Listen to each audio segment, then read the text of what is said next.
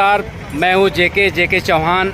आज मैं मोहम्मदाबाद में हूँ और मोहम्मदाबाद से आजमगढ़ जा रहा था तो रास्ते में बड़े भाई हैं जो भोजपुरी फिल्म के बहुत बड़े कलाकार हैं और विलेन का रोल, बाप का रोल, चाचा का रोल, फूफा का रोल, मौसा का रोल तमाम करते हैं। मैं मिलाना चाहता हूँ आपसे, राधेश्याम वर्मा जी हैं, आप इनसे मिलिए। ये भोजपुरी फिल्मों के सुपर स्टार हैं, तमाम फिल्में किए हैं, मनोज तिवारी जी के साथ किए हैं, रवि किशन जी के साथ किए हैं, खेसारी लाल के साथ, तमाम भोजपुरी इंडस्ट्री के कलाकारों के साथ इन्होंने काम किया है। सर बताइए कुछ दर्शकों को। नमस्कार सभी को, दर्शकों को मेरा जो है सुन रहे हो, हमारे छोटे भाई जेके चौहान जी आप लोग जानते ही होंगे, जो जेके आर्ट के नाम से प्रसिद्ध हैं।